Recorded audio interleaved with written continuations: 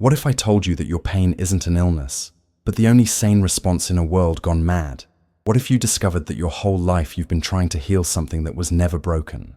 While you torture yourself thinking you're the problem, millions of people walk like zombies through the streets, smiling mechanically, working jobs they hate, buying packaged happiness and calling it normal. You've been convinced that feeling too much is a defect. You've been led to believe that questioning the system is a sign of maladjustment.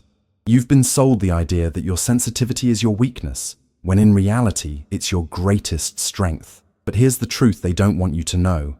It's not you who's crazy. We live in a mental asylum disguised as civilization, where guards wear suits and ties, where cells are called offices, and where medications are sold as solutions. In this theater of the absurd, anyone who still feels is labeled sick, anyone who thinks differently is diagnosed, and anyone who rebels is sedated. Do you know what true madness is? Waking up every day pretending everything's fine while the world falls apart. Smiling when your soul screams. Adapting to a system that consumes you from within. That's the true pathology, but they call it success. Your anxiety isn't a disorder. It's your survival instinct screaming at you that something is terribly wrong. Your depression isn't a chemical malfunction. It's your soul rejecting a toxic reality. Your rebellion isn't a behavioral problem. It's your humanity resisting taming. Today you're going to find out who really needs treatment in this upside-down world. Have you ever felt like you're living on the wrong planet? That strange feeling that while everyone around you seems to function perfectly in this world, you struggle every day with a reality you can't understand or accept. You're not alone in this experience, even though loneliness is precisely what hurts the most. Millions of people wake up every morning with that heaviness in their chest, that feeling that something fundamentally is wrong, but they can't quite put their finger on it. They stare in the mirror for flaws, analyze every word they said the day before, question whether their reactions are normal, or if there's something inherently broken about their way of being. You know that inner voice that constantly whispers that you don't fit in, that you're too sensitive, too intense, too different. It's the voice that tells you should be more like everyone else, that you should be able to smile automatically, that you should find satisfaction in the same things that seem to fill others with joy. But here's what no one has told you. That discomfort you feel isn't a design flaw in your personality. It's your internal alarm system working perfectly, detecting that something in the environment isn't right. You're like a canary in a coal mine, and your discomfort is a sign that the air is poisoned. Society has created an invisible manual for how you should feel, think, and behave. When you don't follow these unwritten instructions, when your heart beats at a different rate than the social metronome, you're automatically labeled as the problem. You've been taught to medicate, to treat, to fix yourself, when in reality, you should be asking yourself why the world considers what makes you sick normal. Imagine for a moment that you've been living in a house where everyone pretends there's no smoke, while you're the only one coughing. Is the problem you coughing, or is it the fire that no one else wants to see? Your sensitivity isn't your weakness. It's your superpower to detect what others have learned to ignore. Every time you felt inadequate for being unable to adapt to inhumane work rhythms, for finding meaning in empty conversations, for feeling pain at the injustice that others normalize, you weren't failing as a person. You were responding healthily to an unhealthy environment. The real tragedy isn't that you feel different. The real tragedy is that you've been convinced that this difference is your illness when it could be your medicine. How many times have you pretended to be okay when inside you're falling apart?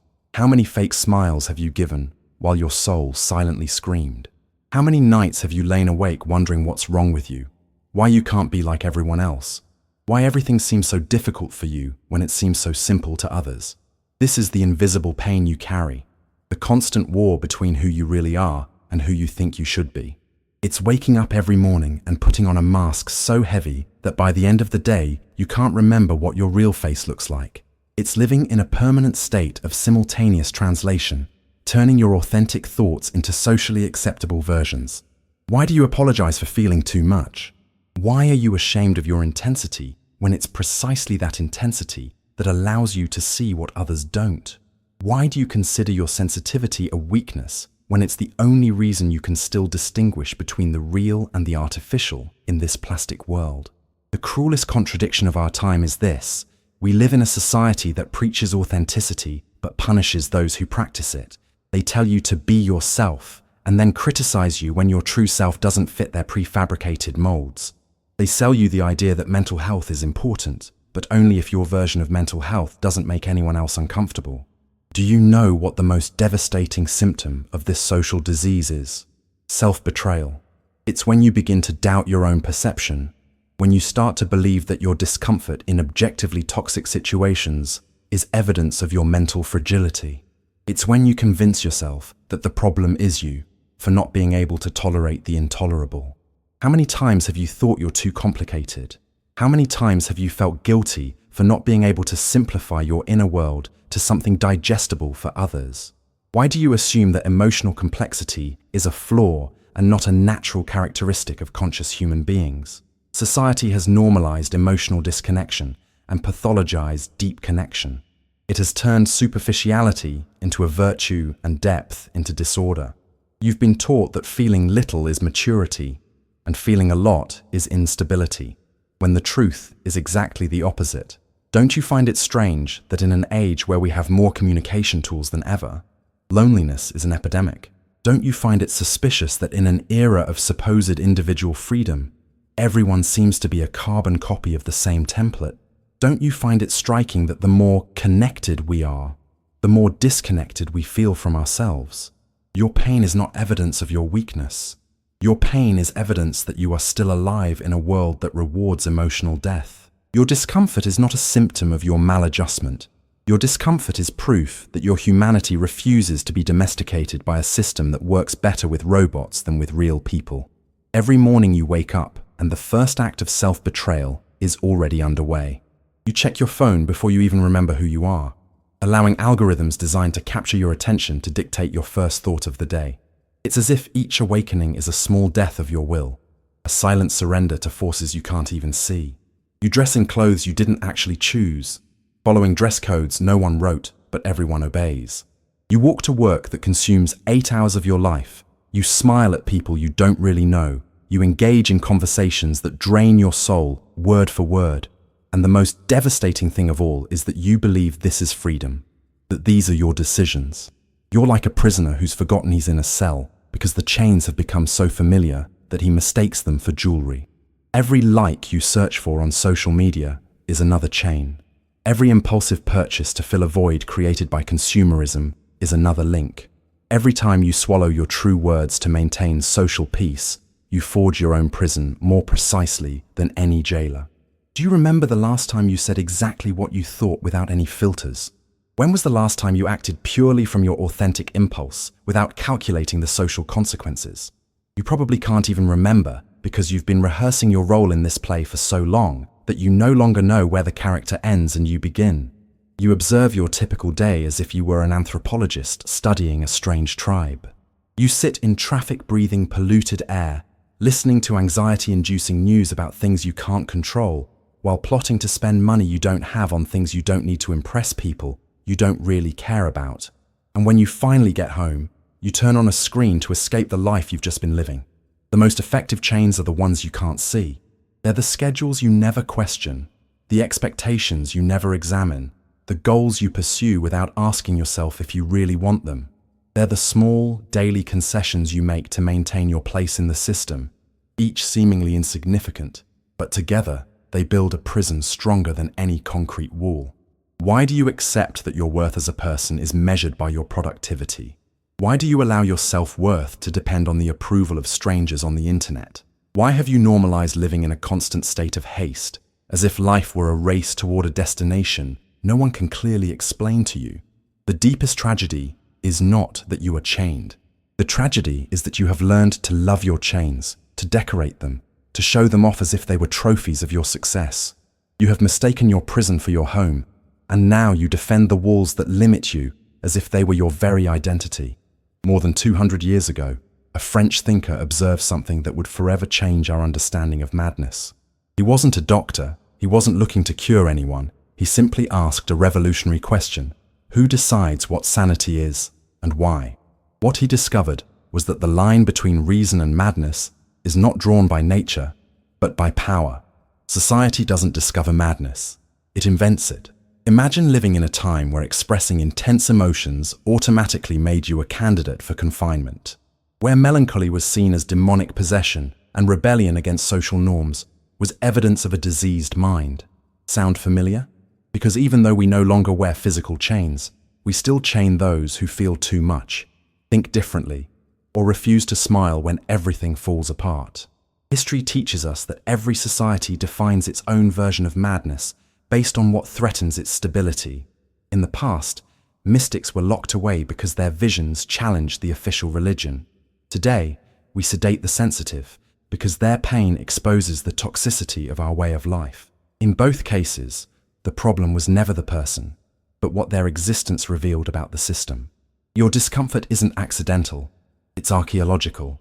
You carry in your body the memory of a humanity that was once free, that once lived connected to natural rhythms, that once felt without apology. Every time your soul rebels against inhuman schedules, it's remembering when time was circular, not linear. Every time your heart aches from modern disconnection, it's yearning for when communities were living organisms, not networks of convenience. The genius of this current system is that it has convinced you that your resilience is pathological. It has led you to believe that when your body becomes sick in toxic environments, the problem is your body. That when your mind fragments under inhuman pressure, the problem is your mind. That when your spirit is extinguished in soulless spaces, the problem is your spirit. But there is an ancient wisdom that whispers a different truth. The madman is not the one who sees pink elephants where there are none, but the one who sees normalcy where there is horror. True madness is not hearing voices that others don't hear, but failing to hear the silent cry of your own soul for freedom. What would happen if you understood that your sensitivity isn't a factory defect, but a lie detector? What would happen if you knew that your inability to adapt to the inhuman isn't weakness but dignity? How would everything change if you understood that in a world gone mad, sanity is seen as madness? Your pain has a genealogy. It's the echo of generations that were silenced for feeling too much, for seeing too much, for being too human in systems that function better with automatons. Every tear you shed is also the tear of your great-grandmother, who could never express her sadness, of your grandfather who had to bury his sensitivity to survive.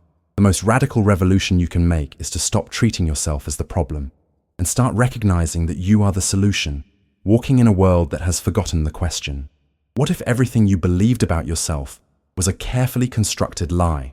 What if your supposed maladjustment was actually your greatest adaptation to the truth? What if the world didn't need you to heal, but rather for you to dare to reveal your wound as the compass it truly is? Imagine for a moment that you stopped apologizing for feeling. Not gradually, not in small, steady steps, but all at once, like someone taking off a mask they can no longer breathe under. What would happen if tomorrow you stopped translating your emotions into a language others understand and started speaking in your emotional native language? The first price you'll pay will be loneliness, not the loneliness you already know, the kind that comes disguised as false companionship, but a clean, honest loneliness that hurts differently because it's real. You'll lose friendships that were never friendships, just unspoken agreements of mutual falsehood. You'll discover that many people in your life were there because of your ability to make yourself small, not because of who you really are. Your family might not recognize you.